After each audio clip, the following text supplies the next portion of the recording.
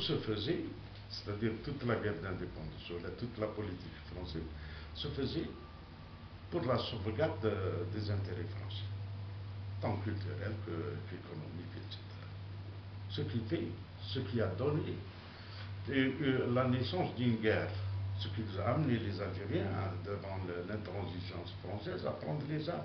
Et que s'est-il pas? Bon, il y a eu d'abord la division du peuple algérien en tant qu'arabe, sarien, noir, berbère, kabyle, etc., autochtone, et ainsi de suite. Allez, pourquoi? Pour la sauvegarde des intérêts français. Donc, c'était prévu, tout était prévu. Une guerre d'indépendance pour casser le mouvement nationaliste algérien, c'est-à-dire les gens qui, plus ou moins, pensaient plutôt algérien avant d'être européens. Malheureusement, de nos jours, jusqu'à l'an 2012, il y a toujours ce problème de nationalité.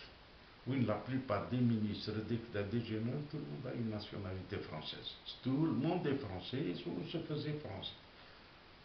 Ce qui donne un petit peu des gens plus ou moins liés, je ne sais pas, un pays agricole comme l'Algérie devient subitement un pays importateur de tous les produits agricoles.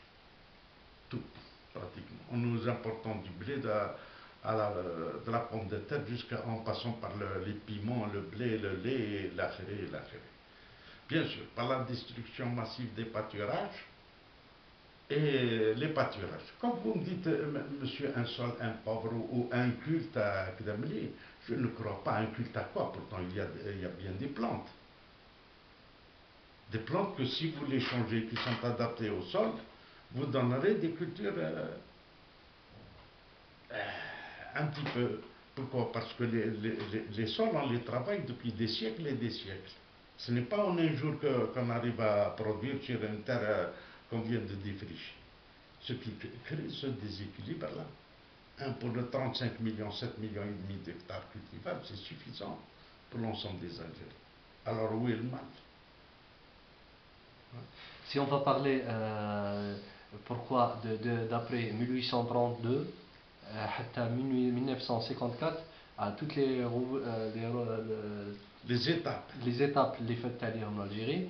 Par exemple, la ثورة الزعاطشة, l'Amir Ça, ce sont des révoltes locales qui sont liées d'une part à l'économie, si vous voulez, à la survivance, si j'ose m'exprimer.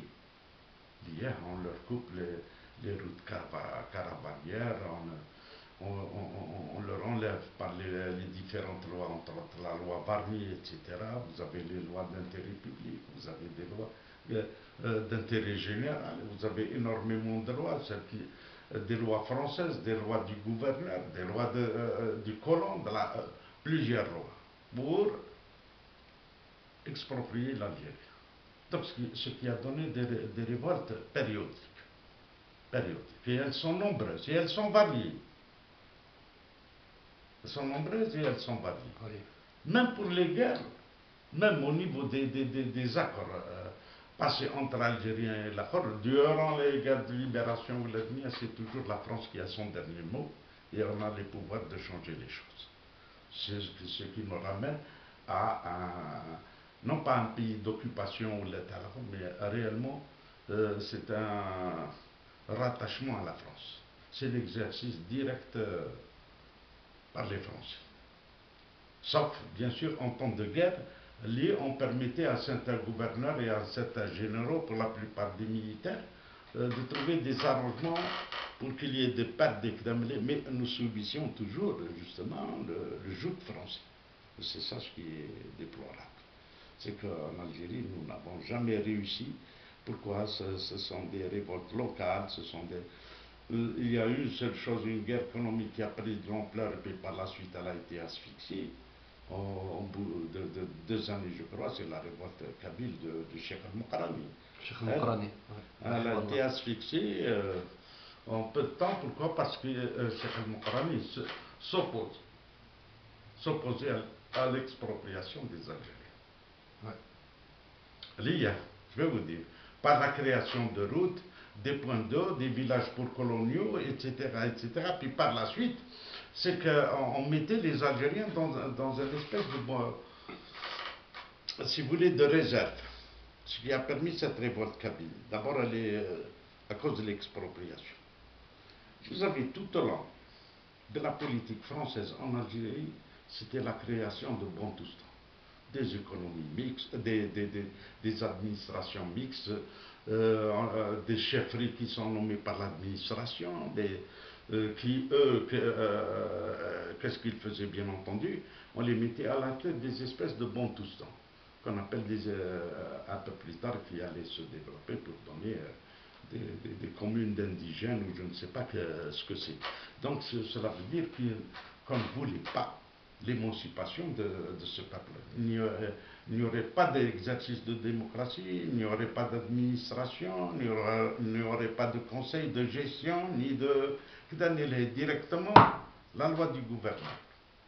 C'est avec une assemblée régionale où il y a 7 représentants algériens, le reste 300 ou les 200 et quelques sont français, et vous avez la loi du talion.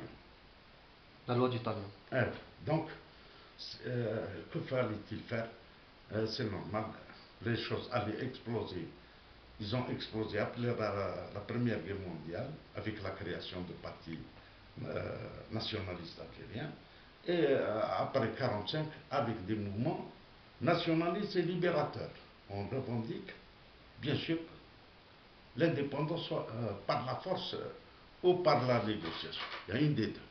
On négocie et on utilise la force. Ce qui a ramené, bien sûr, ce qui est resté bien sûr de la colonisation, outre les institutions, les formes à parti unique. Qu'est-ce que c'est que le parti unique du FLN? En quelque sorte, ils ont perpétué, ou là ils ont continué, ou là c'est le continu d'un gouvernement colonialiste, en quelque sorte. On nomme le maire, le conseil général pour appliquer uniquement la politique générale de certains individus. Ce qui a littéralement mis l'Algérien d'une part à genoux, et ensuite il n'y a pas eu de développement de la démocratie ou de la gestion de leurs biens, de leur société, etc. Tout est centralisé au niveau d'Alger. Tu m'as dit le développement de la démocratie. Si on va essayer de... La démocratie, ce n'est pas un conseil ou l'éligibilité à la Quran. C'est se donner les moyens de pouvoir gérer une commune, la petite cellule, en quelque sorte, à la base de l'échiquier ou de la structure de l'État. Hadik, que se passe-t-il? Il y avait toujours le maire était nommé. Entre autres, bien sûr, et derrière tout cela, il y a le pouvoir de l'État représenté par le wali, le chef d'aïra, et ainsi de suite. Donc le maire n'était que là pour signer des papiers et recevoir les citoyens. Le décideur était l'État. Hein? Est-ce qu'il y avait des gens cachés derrière l'État? C'est les pouvoirs politiques et financiers. Et derrière eux, bien sûr, il y avait les Français. À chaque fois pour s'engager, pour passer un traité commercial avec les Japonais ou les Coréens, il faut passer par la France. C'est ça. C'est que nous avons le malheur de dire ces choses-là. On passait par la France. C'est elle qui contrôlait tout. Pour la viande congelée, il faut passer par Marseille. La comptabilité algérienne était tenue par des Juifs à Marseille. Le centre des archives se trouvait à Aix-en-Provence. On n'avait pratiquement rien du tout, sauf un drapeau, un pays. On n'avait presque pas d'État, en quelque sorte. On avait une gérance, c'était Boumediene. On a voulu toujours faire sortir l'Algérie de ce giron français et on n'a jamais pu. On n'a jamais pu. Et on ne le pourra jamais. Jusqu'à maintenant. Maintenant, on ne le pourra jamais. Nous dépendions de tout. Nous nous sommes fait des amis, mais c'était peu. C'était peu. On n'a pas trop travaillé. Et c'est ça ce qui a donné notre Algérie. On pense toujours, on se sert de la démocratie, et cette fois-ci, c'est pour mieux exploiter. C'est la corruption, c'est tout ça, c'est les intérêts partagés, et la créer. Et on exclut, beaucoup d'exclusion. même s'ils ont une représentativité à travers les partis. Il y a des partis qui ne savent même pas ce qu'ils doivent faire et ce qu'ils vont faire, ce qu'ils sont réellement. C'est ça le problème. Personne n'a pu approcher une éthique ou une morale ou si vous voulez, comment si vous voulez un peu équilibrer les choses ou la haja ou la dunya, des gens n'arrivent jamais. Le chef de parti, quand il arrive au niveau de l'État, il demande à quelque chose. Il est nommé par l'État et il demande quelque chose à l'État. Un partage, non, un partage de pouvoir et non pour un partage de gestion. Donc nous sommes des gens que nous voulons la démocratie sans pouvoir vraiment la connaître, sans pouvoir la revendiquer. Et si on nous donne la démocratie, nous serons incapables. Incapables de gérer l'IA. C'est comme ça. C'est bien le mot, incapable. La démocratie n'est pas donnée. La démocratie, c'est une culture et un savoir-vivre. C'est une culture et un savoir-vivre. Et une culture, c'est un droit inaliénable. قال لي سي محمد كال دروا انت ربي ولا حتى تقلع عليه الخبز وتقول لي لا ما نعطيكش هذه نعطيك انت هذه. قال انا كيف انا فلاح لا لازم لك تروح تقدم جو نسي با بوار ولا لي بوار قال استنى ندير لك سلطان ولا سا فا با وي سي سا البروبليم. علاش حتى تصرف فيا انت alors que tu es là pour en principe, je dois m'identifier à vous, à un parti, à une éthique, à une gestion, à un savoir-faire, à un savoir-vivre, à un développement, à des mécanismes. نصبح انا ما كان والو قال ها اعطي لي السلطه تاعك والدنيا هذه هي لا ديمقراطيه. وحنا دائما احنا il ne faut pas de démocratie, il nous faut des moyens, des mécanismes pour remonter le tout. D'une part parce que nous nous trouvons devant une jeunesse qui demande tout. Tu ne crois pas que cette génération elle va un peu changer la stratégie les stratégies du jeu les jeunes, qu'est-ce qu'ils vont faire? D'abord, s'ils arrivent à produire, à se créer un logement et un travail, déjà c'est beaucoup. S'ils arrivent à subsister, à survivre, sinon, qui est-ce qui meurt ce sont des gens qui vendent leur voiture parce que ça ne donne rien. Avoir une voiture, cela n'a pas de sens. Vous trouvez un jeune, demandez à son père, mon père, donne-moi un billet, je ne serai licence l'automobile ou dans l'Algérie. Pour lui, ce n'est pas un sens, il faut qu'il travaille, qu'il vive. Et généralement, les jeunes ont des idées que les parents n'en ont pas.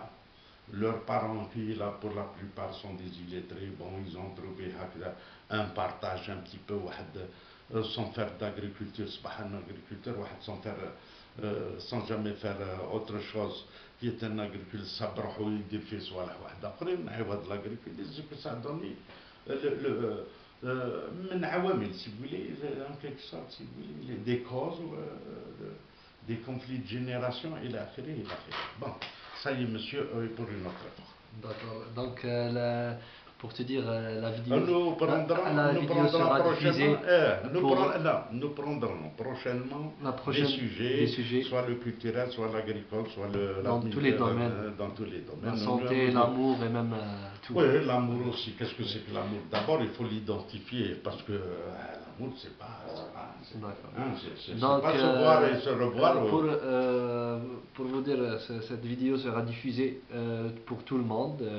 Par exemple, ils peuvent voir ça un Américain, des Français, des Australiens. Donc c'est tout le monde qui vont voir sur YouTube cette vidéo. D'accord? Oui, mais nous ne sommes pas attelés au mécanisme de la démocratie. Oui. Nous n'avons pas réfléchi sur la démocratie. Oui. Notre génération doit réfléchir sur cette démocratie. Qu'est-ce que c'est que cette démocratie? Bon, il y a le schéma présenté par les Occidentaux, il y a celui de la démocratie islamique, vous avez d'autres démocraties qui sont coutumières en quelque sorte. Vous avez les conseils tribaux, vous avez les qui essayent de gérer